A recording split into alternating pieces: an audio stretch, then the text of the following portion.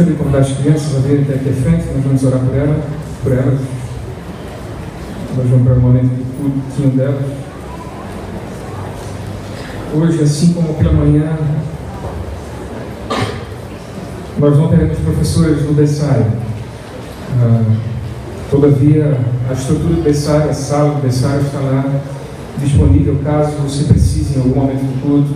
Se você tem um bebê, você pode ir lá e ela está disponível para você. Porém, as professoras hoje não estarão lá.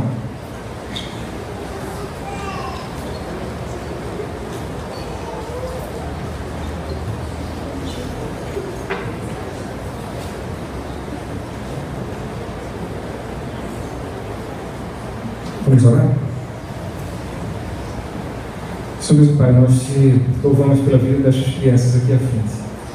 Nós te louvamos pela vida dos seus pais que as têm trazido até a tua casa e as têm educado em teus caminhos. Ó Senhor Deus, nós suplicamos a Ti por graça, por misericórdia, que essa semente plantada no coração destas crianças possa germinar e, à medida que elas forem crescendo, possa gerar frutos. E aqui na frente estejam servos e servas tuas no futuro. Sejam homens e mulheres íntegros, retos, tementes a Ti quando crescerem. Sobre estas professoras, dispensa também o Teu favor. Dá-lhes, ó Pai, a Tua sabedoria e a Tua unção na hora de ensinar estas crianças. Nós te pedimos tudo isso no nome santo de Jesus. Amém. Convidaria você a abrir sua Bíblia na primeira epístola de Pedro, 1 Pedro, capítulo 3.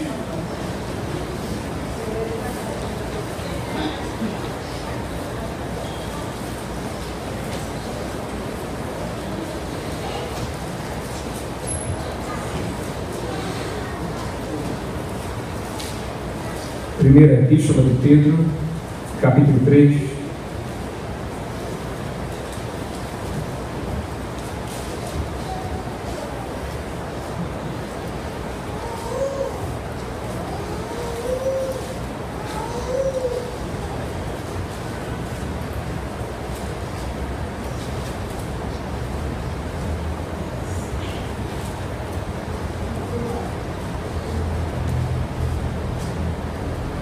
Como havíamos falado no início do culto, esse mês nós estamos meditando, nós vamos pregar a respeito do quarto propósito da nossa igreja, de equipar.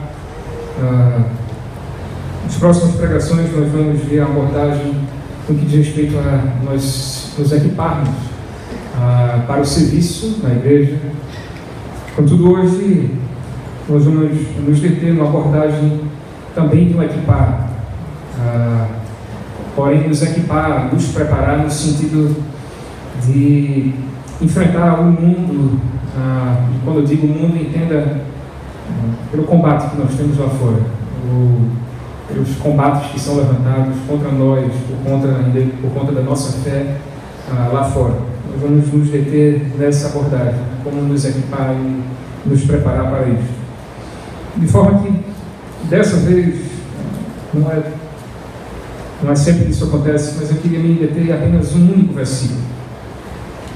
Versículo número 15.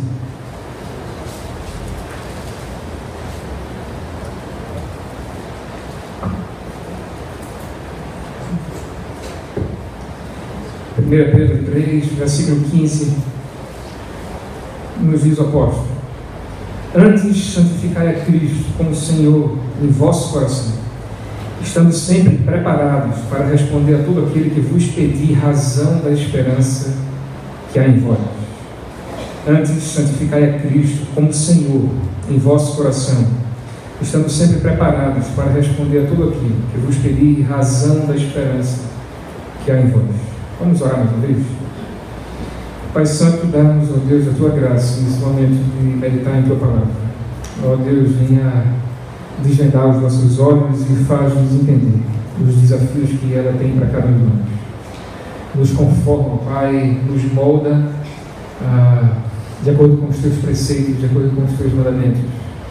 Que nós possamos viver de maneira a alegrar o Teu coração enquanto discípulos Teus. Nós pedimos tudo isso com muito temor diante de Ti e o fazemos no nome santo de Jesus. Amém. Eu lembro-me de uma experiência, passei aproximadamente um ano atrás, ou um pouco mais de um ano, não me recordo, com um amigo, um grande amigo. Ele tem um estabelecimento comercial e lembro-me que nós conversávamos algumas vezes a respeito de religião. Ele não era cristão, muito pelo contrário, alguém muito cheio de dúvidas e muito cheio de questionamentos, e que se denominava até mesmo um ateu, porém não sei se ele era de fato um ateu ou apenas achava que era. Mas lembro-me que um certo dia, quando eu entrei nesse estabelecimento dele, assim que eu entrei, ele olhou para mim e disse: eu me dou 1 minuto para você me provar que Deus existe. Eu olhei para ele e disse: não sem antes eu me dar 1 hora para você me provar que ele não existe. Eu lembro que ele ficou surpreso, não respondeu nada, e depois nós desenrolamos alguma conversa. Eu disse: olha, eu não posso fazer nada se a sua fé na não existência de Deus ela não é suficiente, e para isso você precisa questionar outras pessoas para que provem que Ele existe. A minha fé em Deus, que Ele existe, é totalmente suficiente para não pedir a ninguém que me prove que Ele não existe. E nós conversamos alguma coisa a respeito disso de maneira, como a gente diz, bem light, de uma maneira bem amigável e muito tranquila. Mas eu falei isso porque isso tem acontecido dia após dia com os crentes, de uma forma geral. Nós temos sido altamente bombardeados por esse tipo de questionamento. E muitas vezes esses questionamentos não são de fato sinceros. As pessoas não estão desejando de fato, como naquele caso, ele não estava desejoso de fato que eu provasse que Deus existia. Mas ele estava sendo tanto quanto irônico e querendo como que me deixar acuado contra a parede, como a gente diz, naquela minha crença ou naquilo que eu professava. Isso tem acontecido muito no nosso meio. Nas faculdades nem se fala. Jovens que têm entrado na faculdade, não só jovens, mas adultos também que entram na faculdade, cristãos, crentes, sérios, têm sido bombardeados por esse tipo de questionamento, seja de colegas, ou seja de professores, e por aí vai. E nós bem sabemos disso. É por isso também que nós precisamos orar muito pelos nossos jovens que estão dentro de faculdade, ou estão entrando nas faculdades. Mas o fato é que, talvez hoje em dia, a perseguição que nós, enquanto crentes, soframos seja muito mais uma perseguição intelectual do que uma perseguição espiritual, por assim dizer. Nós temos sido talvez mais questionados por essas pessoas que tentam nos desarmar ou tentam nos derrubar na nossa crença. Talvez nós tenhamos sido mais perseguidos por isso, por esse tipo de perseguição, do que por problemas espirituais, por questionamentos espirituais, por problemas e provações espirituais. E o fato é que muitas vezes nós estamos totalmente despreparados para esse tipo de perseguição, para esse tipo de questionamento.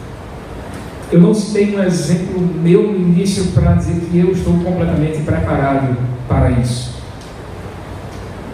mas apenas uma lembrança de uma experiência que eu passei, e também não provei nada àquele rapaz, àquele amigo.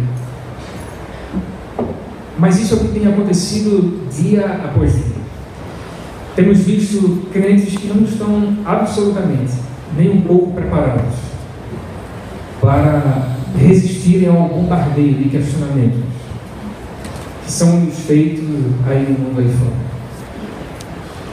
Crentes que muitas vezes têm se levantado para discutir acerca da sua fé, muitas vezes crentes provocando essas discussões, iniciando essas discussões com pessoas de outras religiões, de outras crenças, e crentes que levantam essas discussões, porém não têm conhecimento adequado para sustentar a sua fé, para de fato argumentar a respeito da sua fé e defender a sua fé. tem crescido muito, não é nada novo, mas tem crescido muito por aí uma área de estudo chamada, certamente você já ouviu, apologética. Trazendo para o nosso meio, apologética nada mais é do que a defesa de fato da nossa fé. A defesa de fato da razão da nossa fé, da nossa crença em Deus, da nossa crença em Cristo Jesus. E de fato muitas pessoas têm se preparado apologeticamente, por assim dizer. Porém, tantas outras não estão preparadas para isso. E essas tantas outras muitas vezes têm iniciado e levantado debates e questionamentos e discussões a respeito da fé de cada um. E isso, eu posso lhe garantir, é algo que pode ser extremamente perigoso. Extremamente perigoso. Eu já vi pessoas em que entraram numa crise na sua fé por motivos desses. Por levantarem discussões e debates com outras pessoas de outras religiões, e aquelas pessoas de outras religiões tinham muito conhecimento na sua fé, naquilo que eles criam, e nesses debates e nessas conversas, esses crentes com um mínimo de conhecimento estavam sendo acuados e começaram a levantar também questionamentos e dúvidas e entrar numa crise da fé, da crença deles, porque já estava sendo difícil sustentar aquilo que eles criam pela falta de argumento, pela falta de conhecimento que eles tinham a respeito da fé em Deus, da fé em Cristo Jesus. Isso é perigoso. Nós temos o exemplo de um pastor presbiteriano renomado, muito conhecido no nosso país e fora dele também. E eu dou o exemplo porque ele já falou por diversas vezes em público e é muito fácil ter acesso a isso. Um pastor presbiteriano chamado Augusto Nicodemos.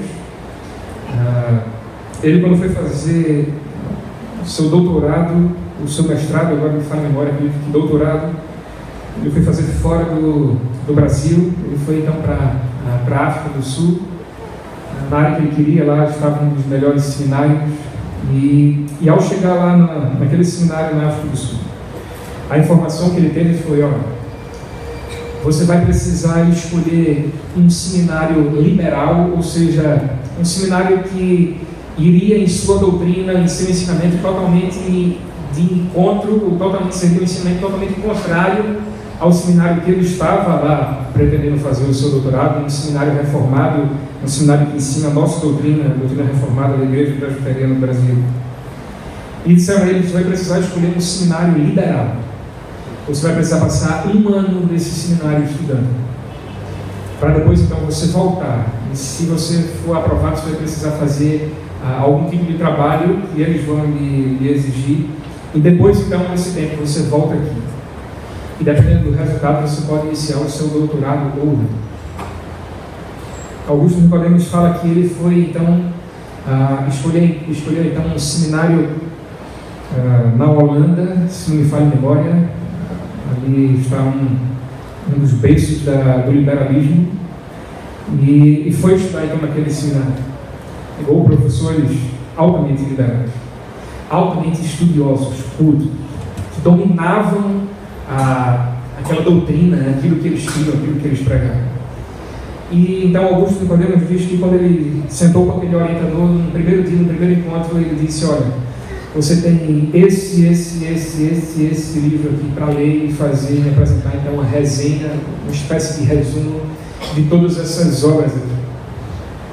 E ele fala que durante todo aquele tempo que ele passou lá naquele seminário, ele disse: olha, faltou isso aqui para eu descrever tudo e virar uma matéria. E ele fala: o que me sustentou foi a certeza de que, quando nós somos salvos por Cristo Jesus, nós não perdemos a nossa salvação sob hipótese alguma. Ele disse: o que me sustentou foi aquilo que Cristo diz, que aqueles a quem o Pai me deu, de maneira alguma lançarem fora. Ele disse: foi isso que me sustentou. Foi essa vozinha lá no interior me dizendo isso que me sustentou a fé. Ele então terminou aquele ano, obteve sucesso, bem sucedido, então voltou para fazer o seu doutorado. Isso é apenas um testemunho de alguém que quem conhece esse pastor sabe do grau de conhecimento, do nível de conhecimento e de estudo que esse homem tem, que esse servo de Deus tem. E ele passou por um momento de dificuldade como esse, relatado por ele mesmo. E isso tem acontecido muito por aí, com cristãos por aí afora. Ontem, dia 31 de outubro, talvez ele seja mais lembrado para muita gente aí como sendo o Halloween ou o Dia das Bruxas. Porém, há um outro acontecimento, ou melhor, há um acontecimento muito mais importante e muito mais benéfico do que uma comemoração de Halloween. Não sei se você lembrou, mas foi comemorado, nós comemoramos mais um ano da Reforma Protestante, conhecida, tão famosa, a Reforma Protestante.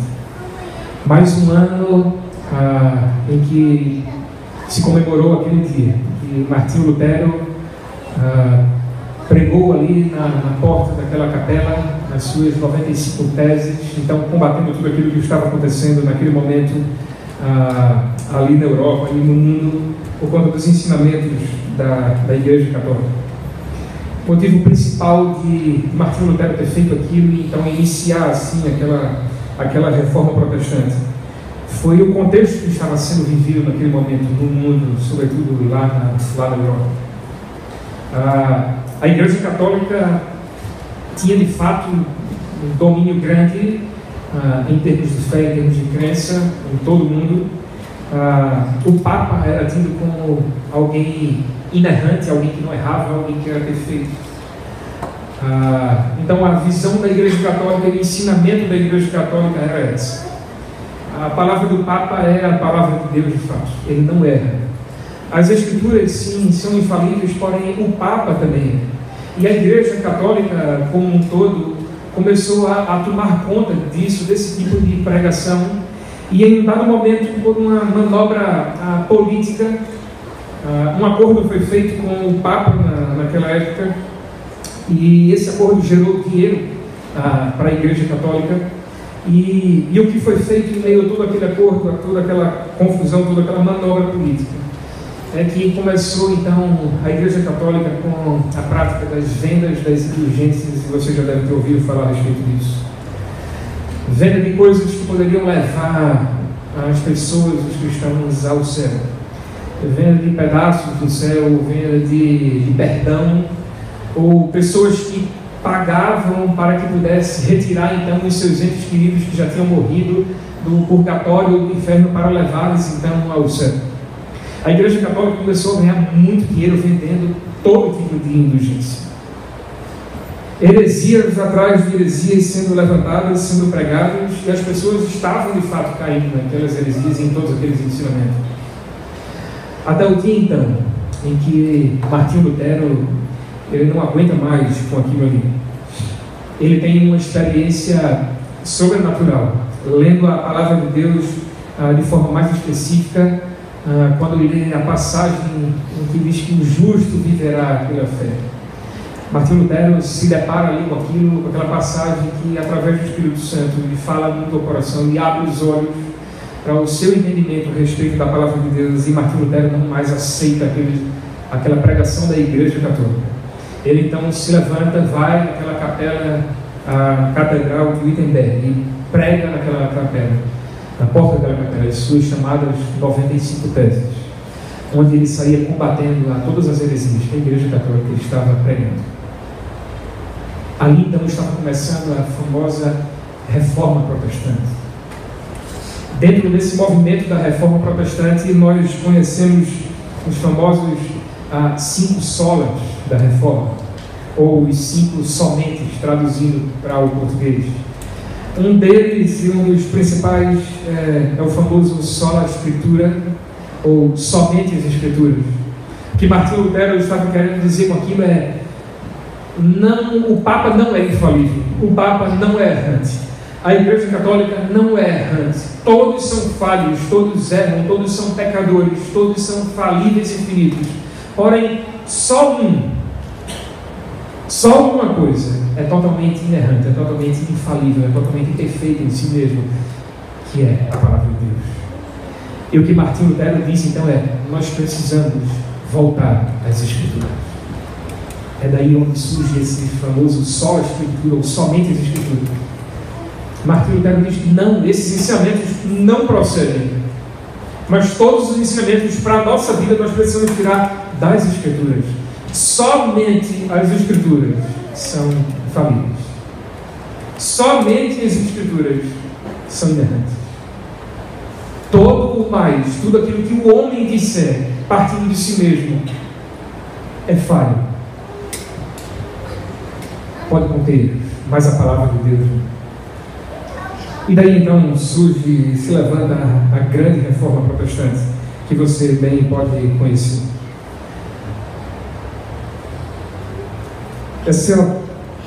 Esse texto que nós lemos aqui, esse versículo que nós lemos na Epístola de Pedro, 1 Pedro 3,15, tem muito a ver com tudo isso que nós comentamos agora.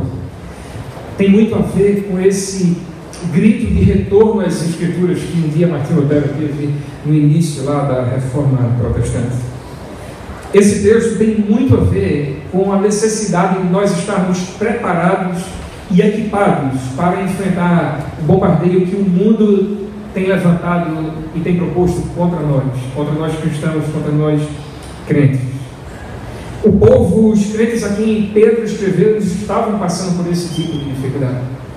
O apóstolo Pedro aqui no capítulo 3, ou desde o capítulo 2, ele vem falando muito a respeito da vida exemplar do crente, da vida de santidade do crente em vários aspectos. E aqui então ele começa a falar a respeito da prática do crente, qual deve ser a prática do crente em meio às dificuldades no mundo. E eu não li aqui os versículos 13 e 14, mas depois você pode olhar com calma. Nos versículos 13 e 14, Pedro nos alerta para a real iminência que nós estamos, de sermos bombardeados e provados pelo mundo. Pedro aqui está dizendo: olha, por mais que nós mantenhamos uma boa conduta, por mais que nós estejamos dando um bom exemplo da nossa fé, nós vamos em algum momento ser bombardeados pelo mundo. As pessoas vão estar levantando questionamentos, as pessoas vão estar querendo levantar dúvidas e tentando nos pegar nessas dúvidas. Mas então o que o apóstolo Pedro nos diz é: antes de vocês estarem assustados e preocupados com esse tipo de perseguição, vocês devem então santificar Cristo como Senhor no coração de vocês, e devem estar preparados, sempre preparados, para responder a todo aquele que vos pedir razão da esperança que é em vós. O ponto-chave aqui que nós precisamos meditar é quando Pedro diz: nós precisamos estar preparados para responder a todo aquele que pedir razão da nossa fé, ou razão da esperança que é em nós.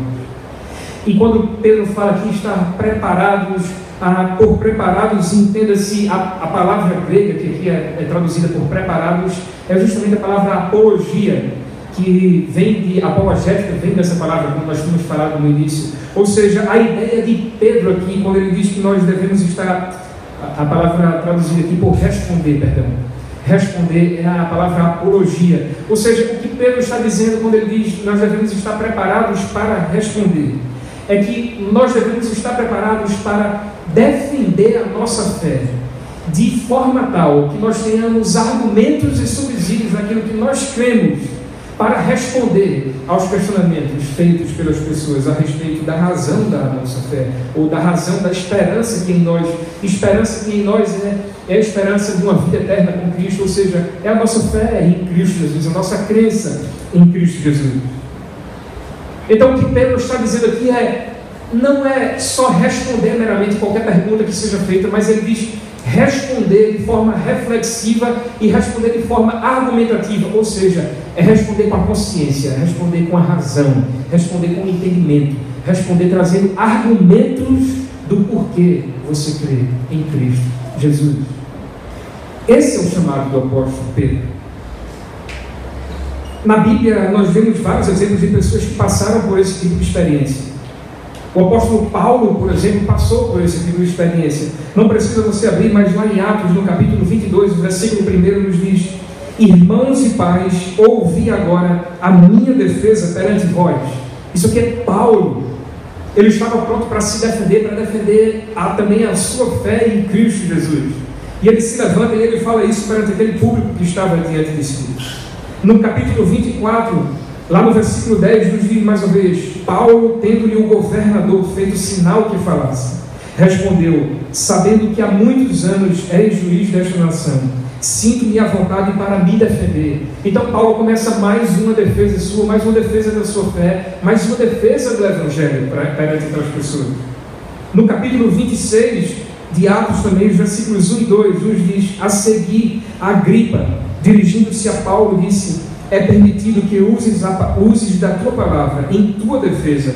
Então Paulo, estendendo a mão, passou a defender-se nesses termos: tenho-me por feliz, ó rei Agripa, pelo privilégio de hoje, na tua presença, poder produzir a minha defesa de todas as acusações feitas contra mim pelos judeus. E ele não só se defende, mas ele passa a defender a razão da sua existência, ele passa a defender a razão da sua crença no Evangelho de Cristo Jesus. Ou seja, Paulo foi alguém que passou por experiências desse tipo e que precisou se levantar e se defender. Defender a sua fé, defender aquilo que ele professava crer. Assim como alguns outros, assim como Pedro, em um dado momento também vai passar pela mesma experiência. Ou seja, o que o próprio Pedro aqui está querendo dizer é: estejam prontos para responder a todo aquele tipo de razão da esperança que tem em vocês. Mas não é só responder: por que você crê em Cristo Jesus? Eu creio porque Ele transformou a minha vida. Isso é bem verdade, mas não só isso. Isso para você é muito real, mas para a pessoa que me pergunta é algo muito subjetivo. Então o que Pedro nos convida a fazer: responda de forma sábia, responda com argumentos, responda com conhecimento a respeito da razão da fé, da esperança que há em você. E quando ele diz aqui que nós devemos estar preparados, essa palavra preparados, ela tem aqui a ideia de nós fazermos uma explanação de pontos. Ou seja, aqui nesse momento que Pedro diz que nós devemos estar preparados, nós precisamos saber fazer uma explanação de pontos acerca da razão, da esperança que há em nós. Ou seja, meus irmãos, eu e você precisamos saber argumentar e dizer os argumentos, dizer os motivos pelos quais eu e você cremos em Cristo Jesus e colocamos e depositamos a nossa fé nele como Senhor e Salvador das nossas vidas. Não meramente eu creio porque Ele transformou minha vida, ótimo. Mas isso muitas vezes não vai bastar. Nós precisamos saber no que nós cremos. Nós precisamos saber explicar aquilo que nós cremos. Nós precisamos ter conhecimento daquilo que nós cremos. Isso significa estar equipado para enfrentar o bombardeio do mundo, tentando nos derrubar, tentando apagar a nossa fé, tentando fazer com que nós venhamos a descrer da nossa fé em Cristo Jesus. Como nós devemos estar preparados, ou o que nós precisamos fazer para estar preparados ou para estar equipados para isso? O apóstolo Pedro nos mostra aqui o que nós precisamos fazer. Nós precisamos santificar Cristo como Senhor em nosso coração. Ele diz sim que nós devemos estar preparados, mas antes disso ele diz: olha, em primeiro lugar, santifiquem a Cristo como Senhor no coração de vocês, e então estejam preparados para responder a todo aquele que vos pede razão da esperança que tem em vós. Mas em primeiro lugar, santifiquem a Cristo no seu coração. É preciso fazer isso para ter conhecimento do Evangelho. Inevitavelmente, meus queridos, a boca fala do que o coração está cheio. Se Cristo não for santificado em nosso coração, se o nosso coração não estiver cheio de Cristo, nós não vamos saber falar a respeito de Cristo. Tampouco nós vamos saber defender a nossa fé em Cristo. Nós precisamos santificá-lo em nosso coração, e a palavra aqui traduzida por santificar é a mesma traduzida por guardar. Ou seja, nós precisamos guardar Cristo em nosso coração. Nós precisamos ter Cristo em nosso coração. Nós precisamos ter os mandamentos de Cristo em nosso coração, para que nós venhamos a estar preparados para responder a todo aquele que pedir razão da nossa fé, da esperança que há em nós, em Cristo Jesus. Não há como responder sobre Cristo, sobre o Evangelho, se o nosso coração não está cheio de Cristo Jesus. Não há como responder acerca de Cristo, se Ele não está em nosso coração. Em Mateus 10, o próprio Jesus ele vai nos falar que nós seremos instruídos no que falar quando nós estivermos diante de pessoas nos questionando a respeito da nossa fé, mas para isso é preciso que nós estejamos o seguindo, nós estejamos com os seus valores e os seus mandamentos em nosso coração. Então, depois disso, Jesus chega para os seus discípulos e dizem: olha, vocês vão ser levados na frente de autoridades que vão questionar vocês, que vão tentar derrubar vocês, mas não tenham medo, porque vocês vão saber o que falar, vocês serão instruídos no que falar. Mas eles iriam ser instruídos pelo Espírito Santo de Deus no que falar, a partir do momento que Cristo estivesse nos seus corações. A partir do momento que Cristo fosse o dono dos seus corações, eles iriam saber o que falar. Meus queridos, isso é bem verdade para mim e para vocês. Se nós não temos Cristo em nosso coração, se nós não temos os seus valores, os seus mandamentos, os seus preceitos em nosso coração, nós não vamos saber falar a respeito da razão da fé, da razão da esperança que há em nós. E se Cristo não está nos nossos corações, e nós nos metermos nesses debates por aí afora, nós vamos nos encontrar perdidos, nós vamos passar vergonha, nós vamos muitas vezes começar a questionar a nossa própria fé, por não saber como defender. Nós precisamos estar equipados no que diz respeito a conhecer a palavra de Deus. E para isso é preciso santificar, guardar Cristo em nosso coração. Para estar equipados também para responder a estes questionamentos, o nosso coração ele precisa estar tomado da palavra de Deus. O nosso coração precisa estar cheio e tomado da palavra de Deus, das Santas Escrituras. Não há forma de capacitação melhor, não há forma de se equipar melhor do que ler e conhecer a palavra de Deus, para responder a todo aquele que vier nos questionar e nos perguntar a razão, o motivo da esperança, da fé que há em nós em Cristo Jesus. Não há manual melhor do que a palavra de Deus. Se nós não conhecemos a palavra de Deus, nós não vamos saber defender a nossa fé diante daqueles que vierem a nos questionar e a nos bombardear com essas perguntas. Salmo 119, e aí você pode se assustar, o maior salmo da Bíblia, o maior capítulo que há na Bíblia, o maior livro. O que é que Xandó está querendo dizer com isso? O Salmo 119 está cheio, do seu primeiro ao último versículo, de ensinamentos a respeito da palavra de Deus. Isso nos mostra como a palavra de Deus de fato é preciosa. Quando voltamos para o Salmo 119, nós vamos ver o salmista dizendo: guarda as tuas palavras no meu coração, para não pecar contra ti. Nós vamos ver o salmista dizendo: lâmpada para os meus pés e luz para os meus caminhos é a tua palavra. Nós vamos ver o salmista dizendo: amo os teus mandamentos muito mais do que o ouro.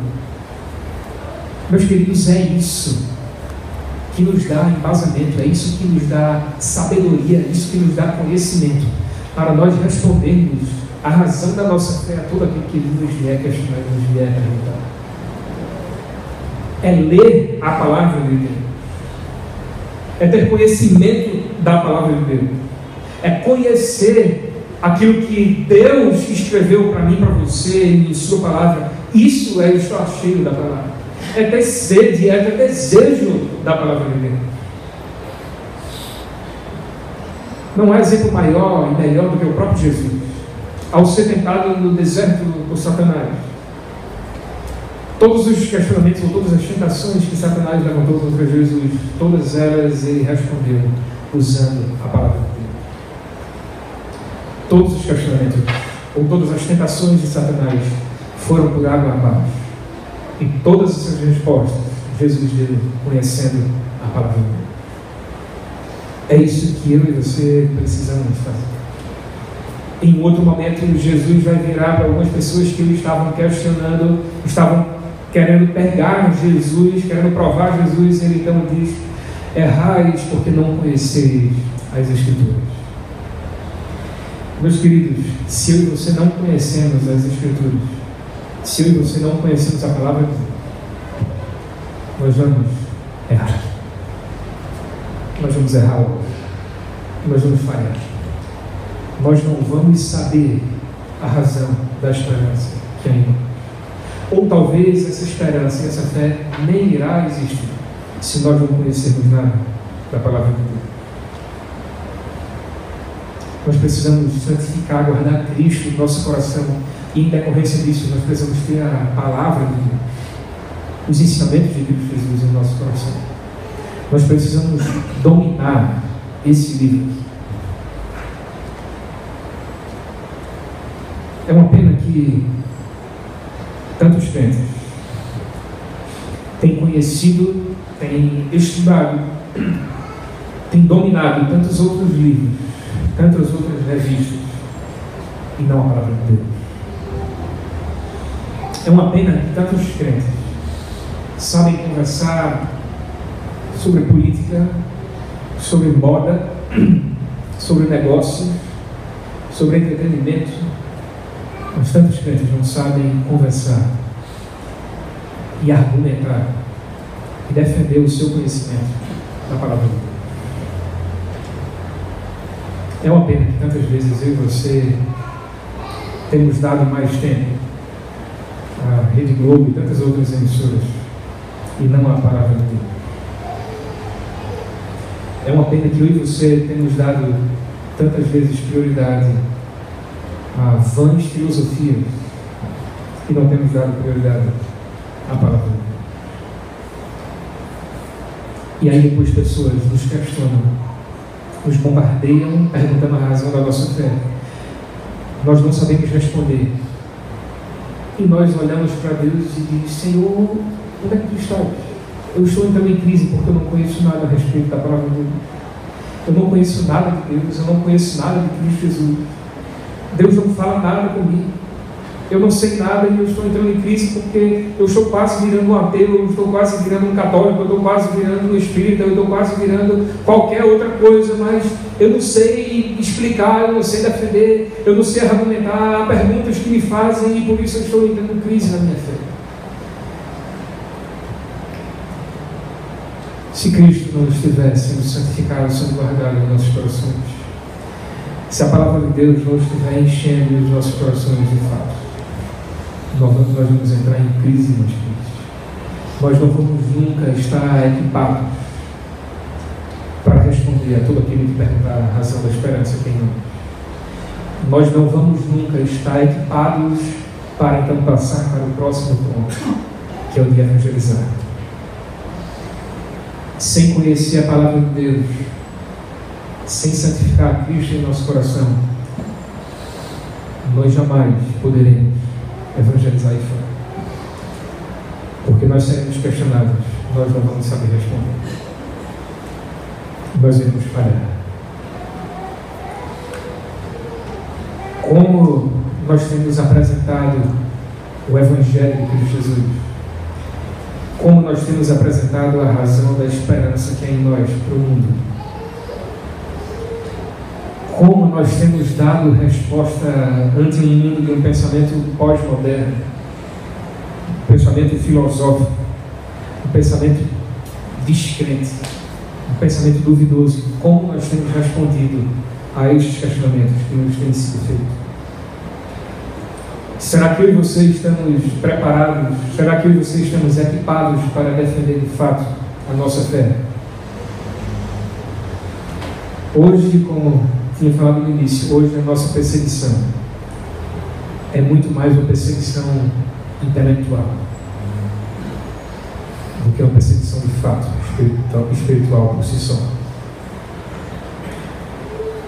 Não pense, eu peço a você com muito amor, não pense que Samuel, basta a minha fé em Cristo Jesus e mais nada, isso está bom demais.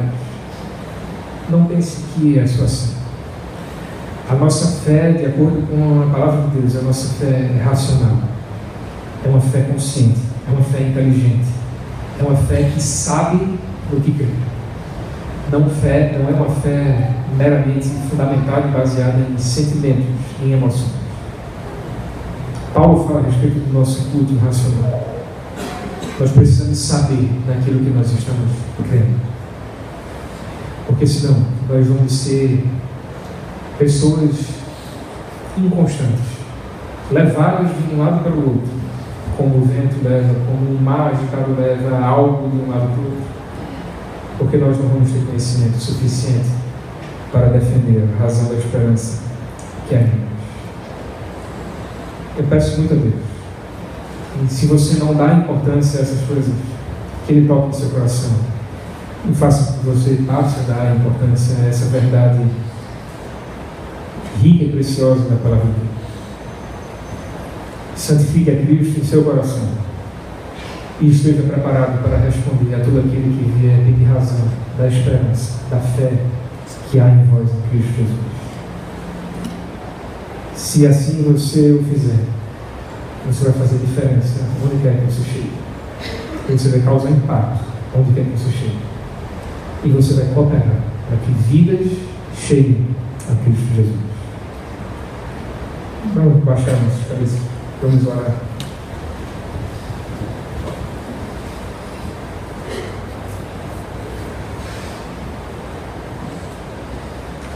Senhor nosso Deus e Pai, tenha misericórdia, ó Pai, das nossas vidas, porque tantas vezes temos sido irresponsáveis, negligentes com a Tua palavra. Nós temos sido negligentes com a nossa vida cristã.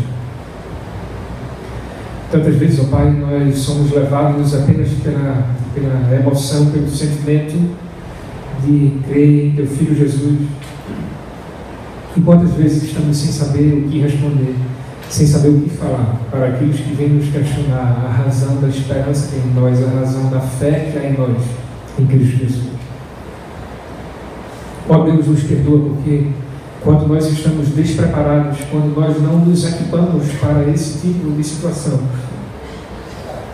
nós estamos envergonhando o Teu nome, porque não sabemos o que falar a respeito daquilo que nós professamos ser a melhor coisa que nos aconteceu. E nós passamos a nos contradizer e a ser colocados em dúvida e em questionamento. Ó Pai, nos perdoa, porque tantas vezes o nosso conhecimento acerca de Ti, acerca do Teu Filho Jesus, acerca da Tua palavra tem sido tão pouco, enquanto que o nosso conhecimento a respeito de tantas coisas supérfluas são tão grandes. Tem misericórdia, meu Deus, de cada um. Perdoa os nossos corações e imprime em nós esse desejo, essa sede pelo conhecimento da Tua palavra, a ponto de nós sabermos responder de forma consciente a todo aquele que vier nos questionar e nos pedir razão da esperança que é em nós. Faz essa obra em nossos corações, eu assim peço, assim te suplico, em nome santo de Jesus. Amém.